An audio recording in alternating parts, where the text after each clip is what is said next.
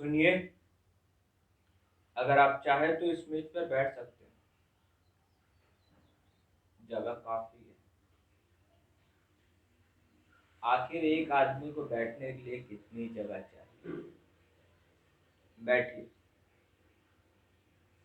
नहीं नहीं, मुझे कोई तकलीफ नहीं होगी।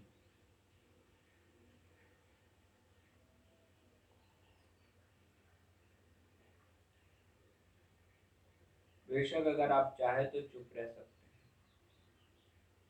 मैं खुद चुप रहना पसंद करता हूँ। आदमी बात कर सकता है और चुप रह सकता है एक ही वक्त में। इसे बहुत कम लोग समझते हैं। मैं बरसों से करता आ रहा हूँ। बेशक आप नहीं। आप अभी जवान हैं। आपकी उम्र में चुप रहने का मतलब चुप रहना, और बात करने का मतलब बात करना। दोनों बातें एक साथ नहीं की जा सकती।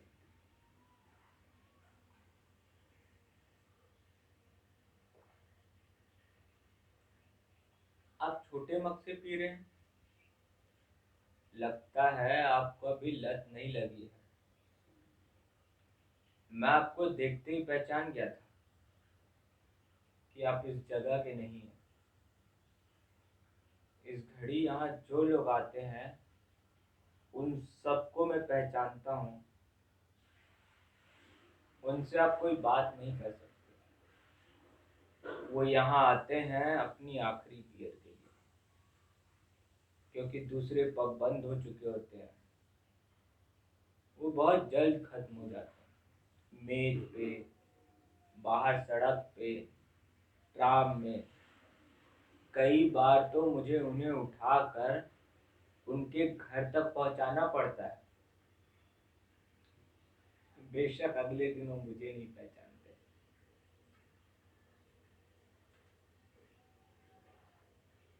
अब घबराइए नहीं। मेरा इशारा आपकी तरफ नहीं था। मैंने आपको चुपचाप आकर अकेले उस मेज पर बैठे देखा। मुझे काफी बुरा सा लगा। मैं अपने आप को आप पर नहीं थोपूंगा। हम चाहे तो साथ बैठकर भी अपनी अपनी बियर पर अकेले रह सकते हैं। मेरी उम्र में जरा मुश्किल है, क्योंकि हर बूढ़ा आदमी थोड़ा बहुत डरा हुआ होता है। धीरे धीरे अपनी गरिमा के साथ बूढ़ा होना एक बहुत बड़ा ग्रेस है। हर आदमी के बस का नहीं। इसे काफी मेहनत से सीखना पड़ता है। बूढ़ा होना एक कला है। क्या कहा आपने? मेरी उम्र? जरा अंदाजा तो लगाइए।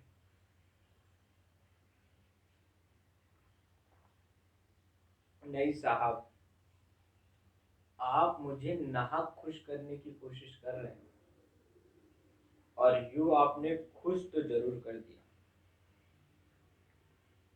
और अगर मैं इस खुशी को मनाने के लिए एक बियर और लूं तो आपको कोई एतराज तो नहीं? और आप नहीं लेंगे? मैं जिद नहीं करूंगा। आदमी को अपनी जिंदगी और शराब चुनने की पूरी आजादी होनी चाहिए। दोनों को सिर्फ एक बार चुना जा सकता है। उसके बाद तो हम इसे दोहराते हैं। जो एक बार पी चुके हैं, ये जो जी चुके हैं। One beer please.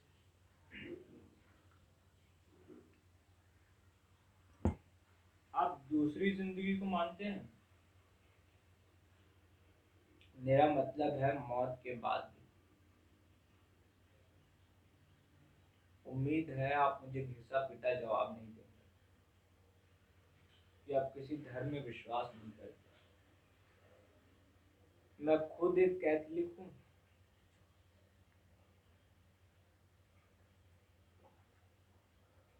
और मुझे आप लोगों का ये विश्वास बेहद दिलचस्प लगता है कि मौत के बाद भी आदमी पूरी तरह नहीं मरता। वो पहले एक जिंदगी पूरी करता है, फिर दूसरी, फिर तीसरी। रात को सोते समय मैं अक्सर इस समस्या के बारे में सोचता हूँ। मेरी उम्र में नींद आसानी से नहीं आती। नींद के लिए चाहिए छटाक भर की लापरवाही और आधी छटाक थकान। और अगर आपके पास ये दोनों ना हो तो उसका मुआवजा 1.5 छटाक बियर पीकर कर सकते हैं। इसलिए मैं हर रोज आधी रात के वक्त यहाँ चला आता हूँ, पिछले 15 वर्षों से। मैं थोड़ा बहुत सोता जरूर हूँ, लेकिन 3 बजे के आसपास मेरी नींद खुल जाती है। उसके बाद मैं घर में अकेला नहीं रह सकता।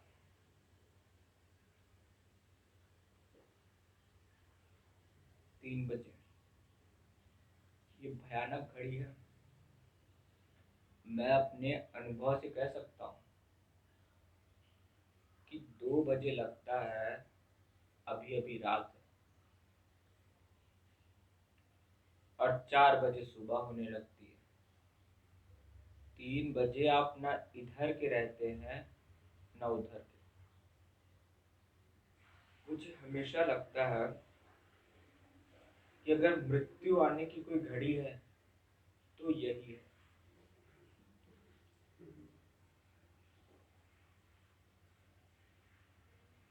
नहीं जनाब, मैं बिल्कुल अकेला नहीं रहता। पेशे याफ्ता लोगों के अपने शौक हैं।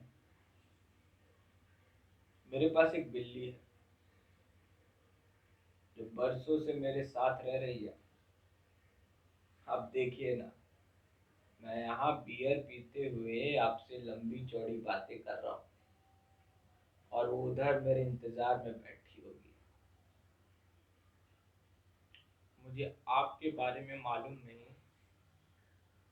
लेकिन मुझे ये ख्याल काफी तसल्ली देता है कि कोई मेरे इंतजार में बाहर सड़क पे नजरें टिकाए बैठा होगा। मैं ऐसे लोगों की कल्पना भी नहीं कर सकता जिसका कोई इंतजार न कर रहा हो, या जो खुद किसी का इंतजार न कर रहा हो। जिस क्षण आप इंतजार करना छोड़ देते हैं, उस क्षण आप जीना भी छोड़ देते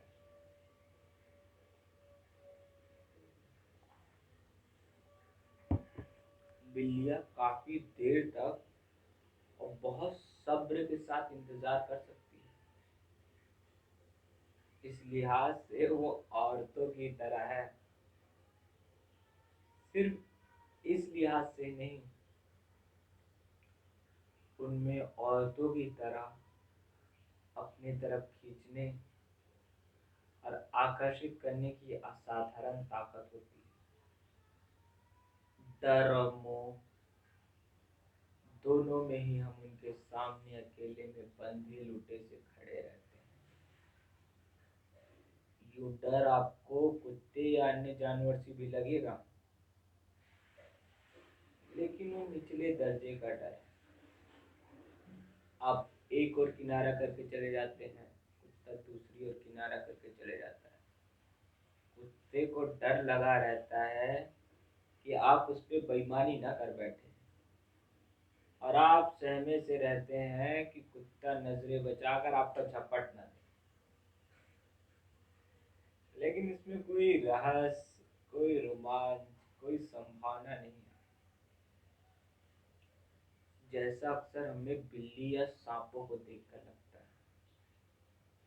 सच बात ये है, और ये मैं अपने पूरे अनुभव से कह सकता हूँ, कि बिल्लियों को औरतों की तरह आप आखिर तक सही सही नहीं पहचान सकते। चाहे आप उनके साथ बरसों से ही क्यों ना रह रहे। इसलिए नहीं कि वो खुद जानबूझकर आपसे कई चीजें छिपाती है, बल्कि खुद आप में ही इतना हौसला नहीं रहता कि उनके भीतर लगे दरवाजे को आप आखिर तक खोल सकें।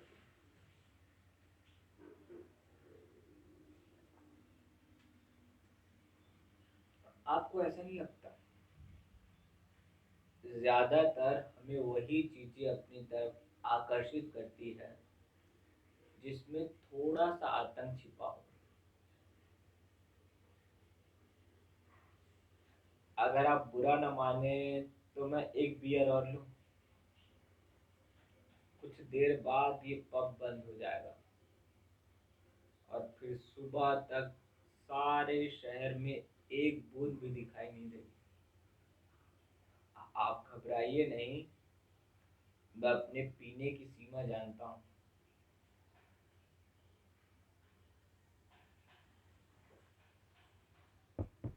आदमी को जमीन से तकरीबन 1.5 इंच ऊपर उठ जाना चाहिए, उससे ज्यादा नहीं। नहीं तो वो उठता ही चला जाएगा और इस उड़ान का अंत होगा किसी पुलिस स्टेशन में या किसी नाले में, जो कि ज्यादा दिलचस्प चीज नहीं है। कुछ लोग डर के मारे जमीन पर ही पांव जमाए रहते हैं। ऐसे लोगों का पीना न पीना बराबर है। जी हाँ, बिल्कुल सही फरमाया आपने। 1.5 इंच। इतनी चेतना अवश्य रहनी चाहिए कि आप अपनी चेतना को माचिस की तीली की तरह बुझते हुए देख सकें। जब लौ उंगली तक सरक आए तो उसे छोड़ देना चाहिए। कब तक पकड़े रहना है और कब छोड़ना है, पीने का रहस्य भी इसी पहचान में छिपा है।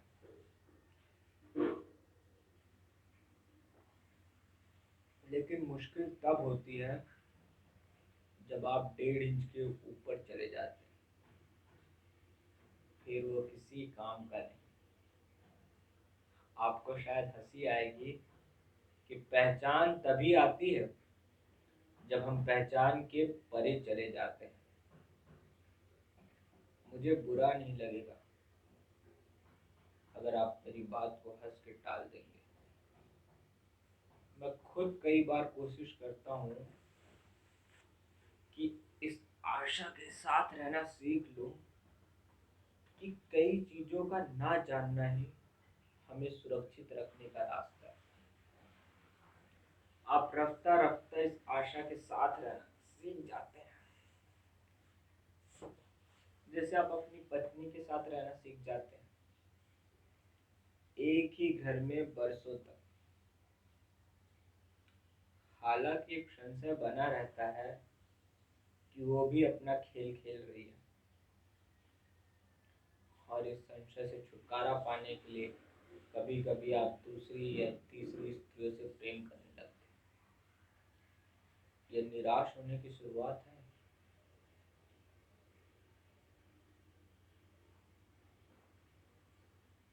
क्योंकि दूसरी स्त्री का अपना रहस्य, तीसरी स्त्री का अपना रहस्य। ये शतरंज के खेल की तरह। आप एक चाल चलते हैं और आपके विरोधी के सामने अंतहीन संभावनाएं खुल जाती हैं।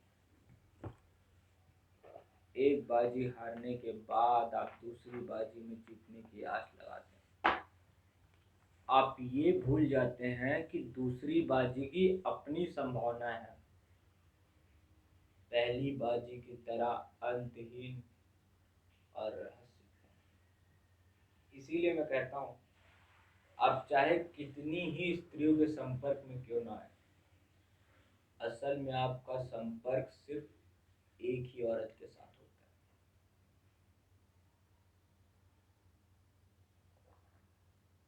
नहीं जनाब, मैंने आपसे कहा ना, मैं बिल्कुल अकेला रहता हूँ।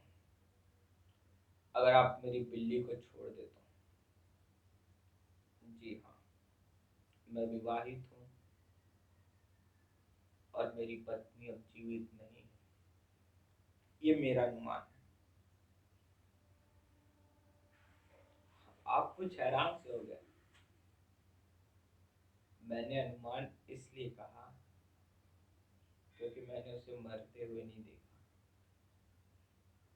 जब आप अपने किसी को मरते हुए न देख लें या अपने हाथों से न दफनाएं तो आप सिर्फ अनुमान लगा सकते हैं कि वो जीवित नहीं है। आपको शायद हंसी आएगी अगर आप अपने परिचित को मरते हुए न देख लें तो एक धुंधली सी आश बनी रहती है कि वो जीवित है। आप दरवाजा खोलेंगे और वो रसोई से भागती हुई तौलियों से हाथ पोंछती हुई आपके सामने खड़ी हो जाएगी।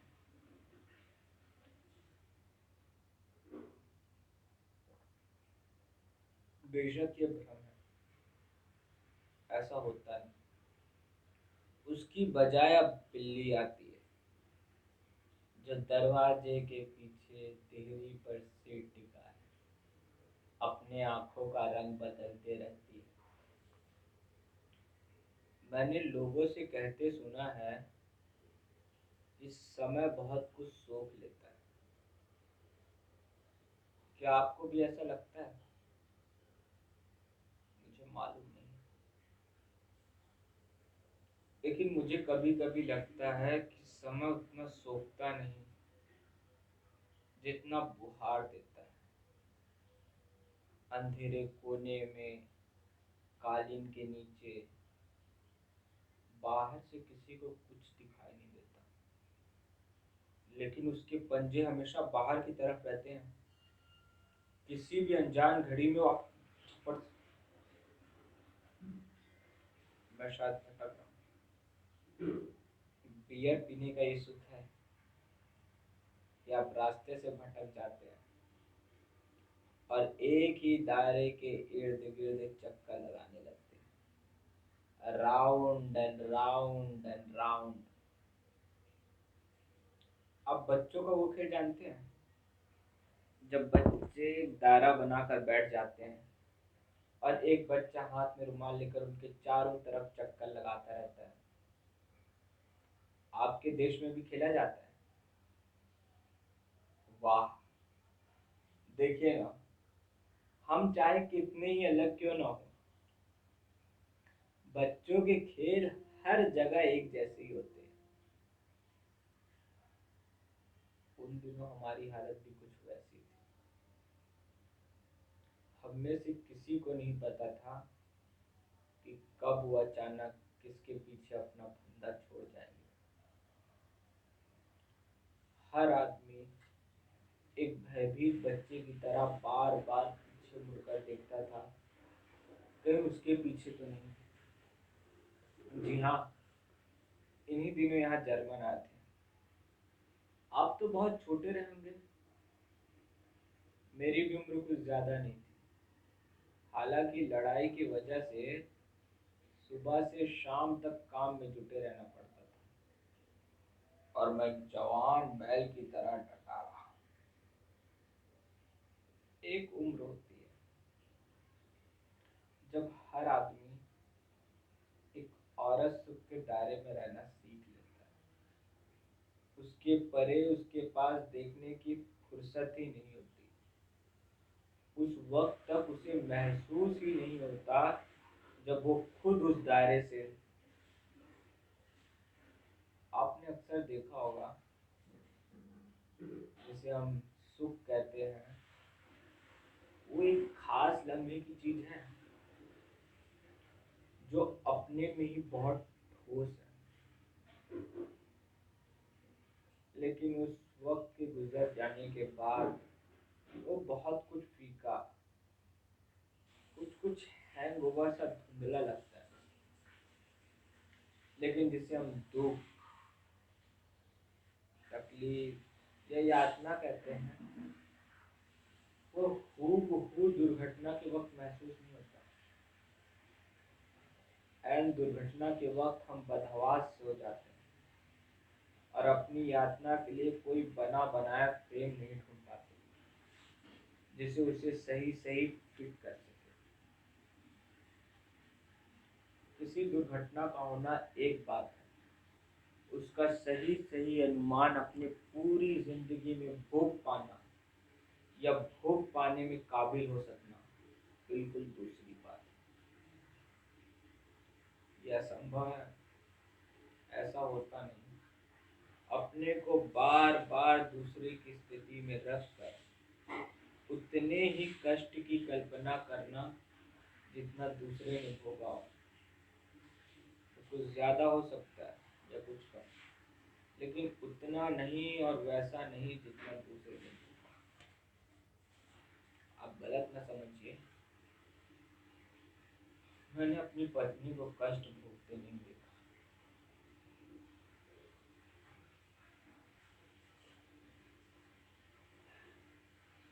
जब मैं घर पहुंचा, वो उसे ले जा चुके थे।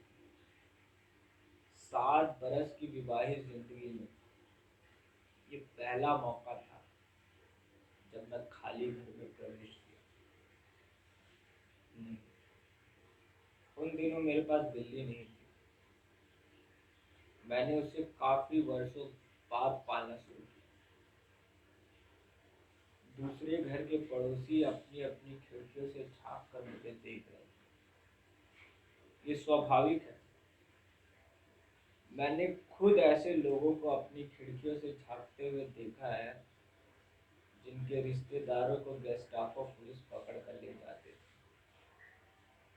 मैं कभी कल्पना भी नहीं कर सकता था कि मैं एक दिन घर लौटूंगा और मेरी पत्नी अपने कमरे में नहीं होगी।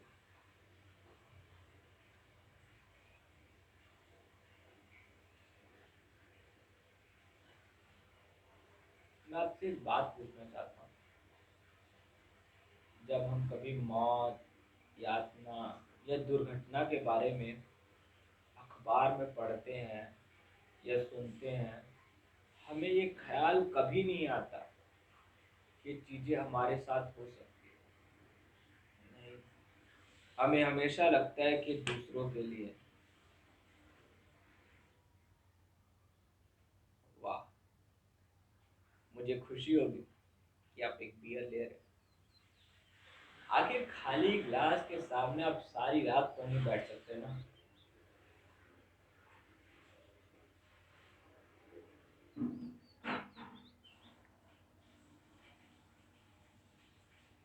मैं जानता था आप मुझसे सवाल करेंगे। अगर आप ना करते तो मुझे कुछ हैरानी होती। मैंने आपसे कहा ना, ऐसी दुर्घटना के वक्त आदमी बदहवास सा हो जाता है, अपनी यातना का सही सही अनुमान नहीं लगा सकता। मेरी पत्नी की चीजें चारों तरफ बिखरी पड़ी थी। कपड़े, किताबें, मुद्दत पुराने अखबार, अलमारी और मेज के दराज खुले पड़े थे। उनके भीतर की हर छोटी बड़ी चीजें फर्श पर उल्टी सीधी पड़ी। क्रिसमस के उपहार, सिलाई की मशीनें, पुराने फोटो एल्बम। शादी के बाद कई चीजें खुद ब खुद इकट्ठा हो जाती हैं। उन्होंने हर एक चीज को उलट पुलट कर देखा था, कोने कोने की तलाशी ली थी। कोई भी चीज ऐसी नहीं थी जो उनके हाथों से बची रह गई हो।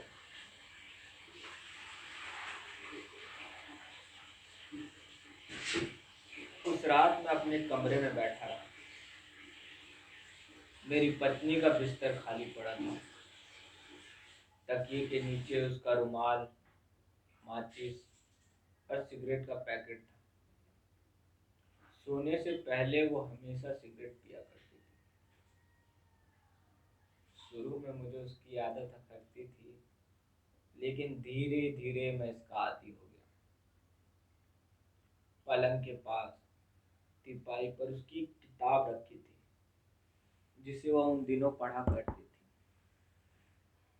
जिस पन्ने को उसने पिछली रात पढ़कर छोड़ दिया था, वहां निशानी के लिए उसने अपना क्लिप दबा लिया था।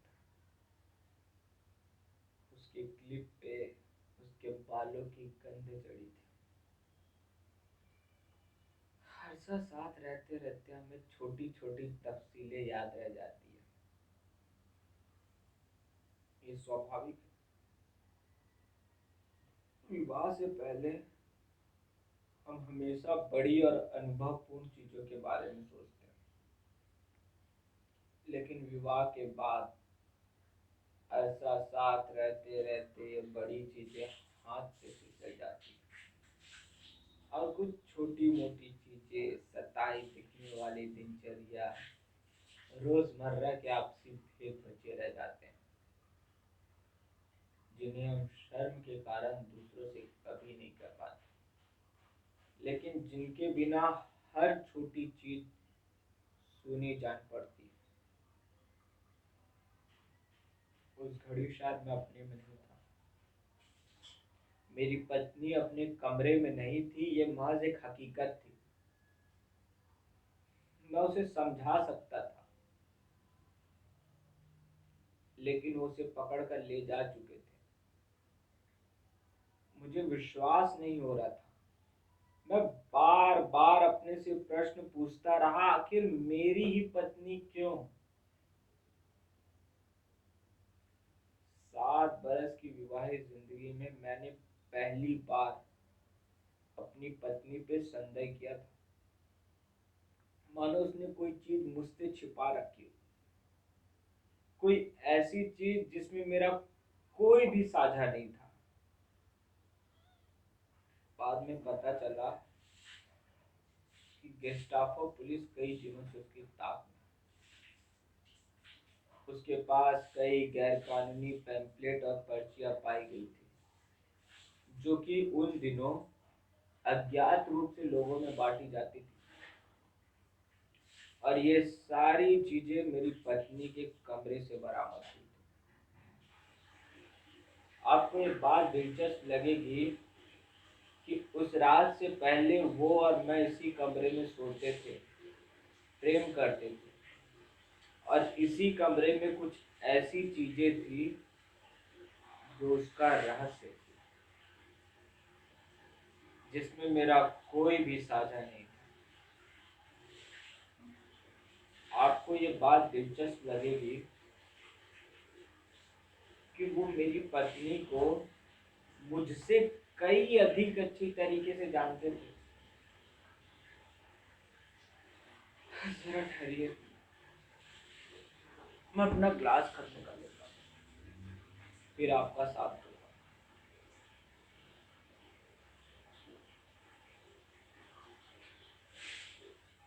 अरे इतनी जल्दी नहीं, पीने का लुत्फ इत्मीनान से पीने में है। हमारी भाषा में कहावत है, हमें जी भर कर पीना चाहिए, क्योंकि 100 बरस बाद हम जीवित नहीं रहेंगे। 100 बरस ये काफी लंबा अरसा है, आपको नहीं लगता? इतने अरसे तक कोई जीवित रह सकता है? मुझे शक है। आदमी खाता है, पीता है, सोता है, और एक दिन अचानक, नहीं जनाब, भयानक चीज मरना नहीं है। लाखों लोग रोज मरते हैं और आप छू तक नहीं करते। भयानक चीज ये है कि मृत आदमी अपना भेद हमेशा के लिए लेकर चला जाता है और आप उसका कुछ नहीं बिगाड़ सकते।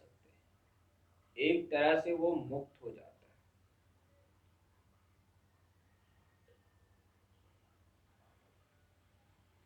उस रात मैं एक कमरे से दूसरे कमरे में चक्कर लगा रहा था। आपको शायद हंसी आएगी कि पुलिस के बाद मैं दूसरा आदमी था जिसने अपनी पत्नी की चीजों की दोबारा तलाशी ली थी। एक एक चीज को उलट पुलट कर पूरी गहराई से देखा और परखा। मुझे विश्वास नहीं हो रहा था कि वो अपने पीछे ऐसी एक भी निशानी नहीं छोड़े जाएगी जिसकी मदद से मैं उसे पा सकूं।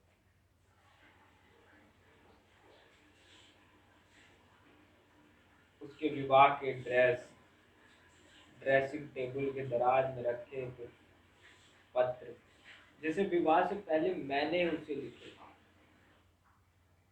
कुछ पत्थर और पंख जिन्हें वह इकट्ठा किया करती थी। 7 बरस की विवाहित जिंदगी के बाद मैं अपनी पत्नी की चीजों को कुछ इस तरह टटोल रहा था जैसे मैं उसका पति ना होकर भेदिया पुलिस का पेशेवर नौकर हूं। बार बार मैं अपने से प्रश्न पूछता रहा। मैं जानता था वो उनके हाथों से नहीं बच सकेगी।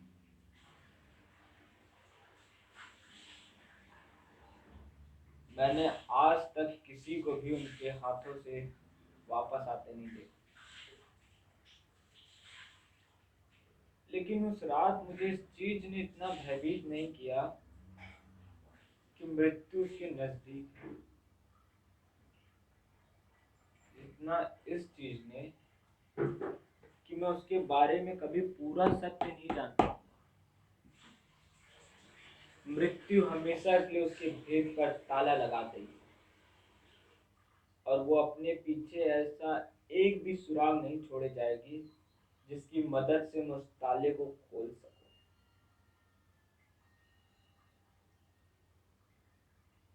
दूसरे दिन उन्होंने मेरा दरवाजा खटखटाया।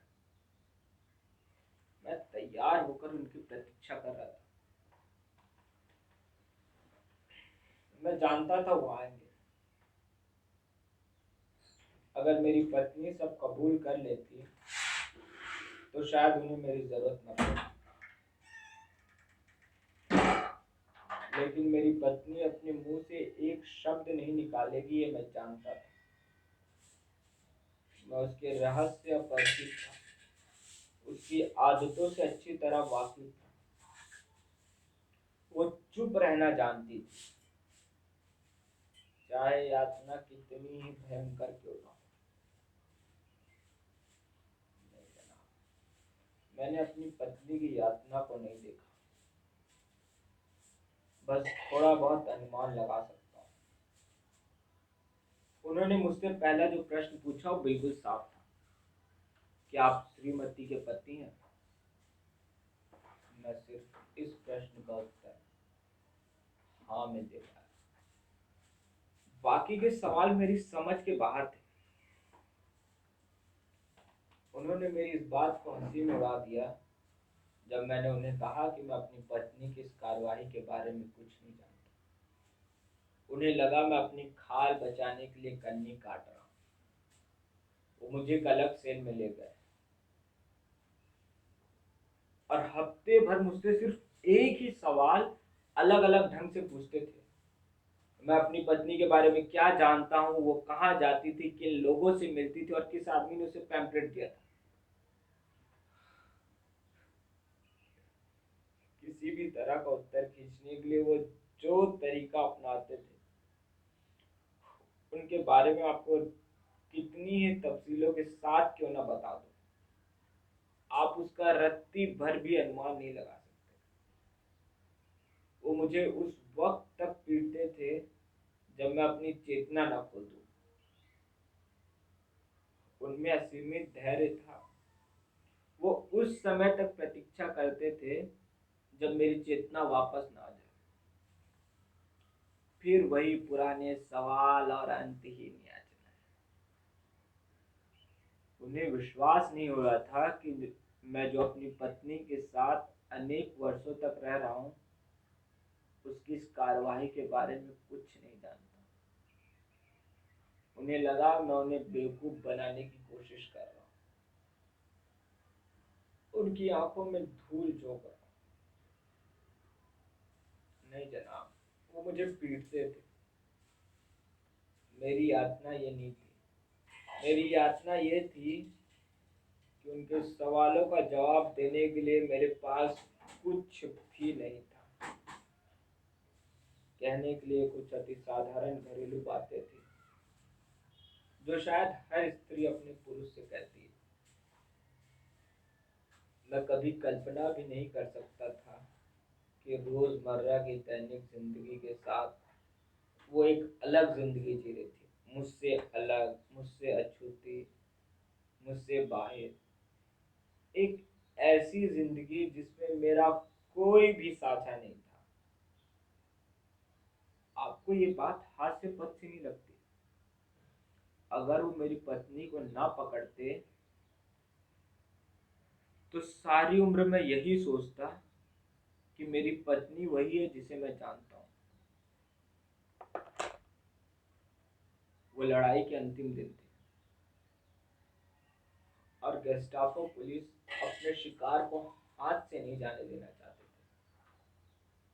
मेरी पत्नी ने आखिर तक कुछ कबूल नहीं किया, लेकिन वो मुझे कच्चा समझ गए।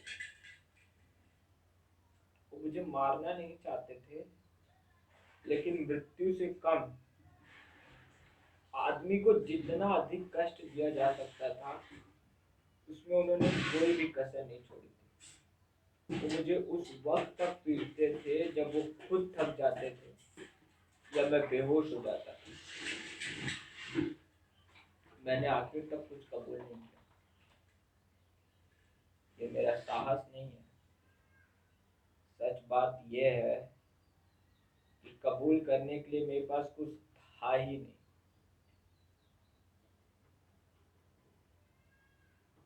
पहली रात जब मैंने अपनी पत्नी को अपने कमरे में नहीं पाया तो मुझे काफी खेद हुआ कि उसने मुझे अंधेरे में रखकर छलना की। बार बार ये सवाल मुझे कोसता था कि स्वयं मेरी पत्नी ने मुझे अपना विश्वास पात्र बनाना उचित नहीं समझा। लेकिन गेस्टापो के सामने पीड़ा और कष्ट के असहाय क्षण गुजरते गुजरते मैं उसके प्रति कृतज्ञ सा हो गया। एक तरह से उसने मुझे बचा लिया। मैं आज भी इस बात का अनुमान नहीं लगा सकता। मुझे अपनी पत्नी का रहस्य मालूम होता तो क्या मैं चुप रहने का हौसला बटोर पाता? जरा सोचिए, मेरी यातना कितनी अधिक बढ़ जाती। आप मजबूरी में बड़ी सी बड़ी यातना सह सकते हैं, लेकिन अगर आपको मालूम हो कि किसी भी क्षण आप उस यातना से छुटकारा पा सकते हैं, उसके लिए चाहे आप अपने पत्नी, अपने पिता, अपने भाई के साथ ही विश्वासघात क्यों न करना पड़े, एक सीमा के बाद आप वो रास्ता चुन लेते हैं। इसके बारे में कुछ भी कहना असंभव है, लेकिन चुनने की बड़ी सीमा से दूसरी यातना कोई दूसरी नहीं है। शायद मेरी पत्नी ने मुझे इसी यातना से बचाने के लिए अपना रहस्य कभी नहीं बताया। देखिए ना, अक्सर कहा जाता है कि प्रेम में किसी तरह का दुराव छिपा नहीं होता, वो आईने की तरह साफ होती है। लेकिन मुझे लगता है कि इससे बड़ा भ्रम कोई दूसरा नहीं है। प्रेम करने का अर्थ अपने आप को खोलना ही नहीं होता, बहुत कुछ छिपाना भी होता है, ताकि हम दूसरों को अपनी निजी खतरों से मुक्त रख सकें। हर स्त्री इस बात को जानती है, क्योंकि वो पुरुष से कई अधिक प्रेम करने की क्षमता रखती है। उनमें अपने आप को छिपाने का भी साहस होता है। आपको ऐसा नहीं लगता? शायद मैं गलत हूँ, लेकिन रात को ये सोते समय मुझे सोचकर हल्की सी तसल्ली मिलती है। छोड़िए, मैं आपको समझा नहीं सकता। मैं जब आपको अपनी मेज पर बुलाया था तो इस आशा के साथ नहीं कि मैं आपको कुछ समझा सकूं। नहीं जनाब, मैंने दोबारा अपनी पत्नी को नहीं देखा। एक दोपहर जब मैं घर लौट रहा था मेरी निगाह उस पोस्टर पर पड़ी जिसे शहर की दीवारों पर अक्सर दूसरे या तीसरे दिन चिपका दिए जाते थे। हर पोस्टर पर तकरीबन 30 से 40 नाम होते थे। जब मेरी निगाह अपनी पत्नी के नाम पर पड़ी,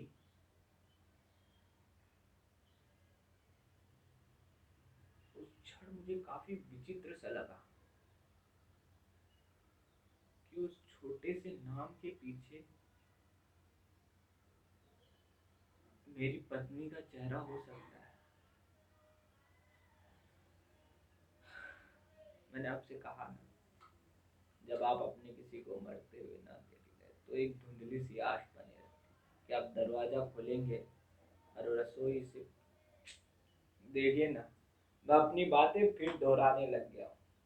बियर पीने का ये सुख है कि आप रास्ते से भटक जाते हैं और एक ही दायरे के इर्द गिर्द चक्कर लगाने लगते हैं, round and round and round. आप जा रहे हैं, जरा ठहरिए। मैं सलामी के कुछ टुकड़े अपनी बिल्ली के लिए खरीद देता हूँ। बेचारी भूखी प्यासी इस वक्त तक मेरा इंतजार कर रही होगी। नहीं, आपको मेरे साथ आने की जरूरत नहीं। मेरा घर ज्यादा दूर नहीं है और मैंने आपसे कहा ना कि मैं अपने पीने की सीमा जानता हूँ। 1.5 इंच ऊपर।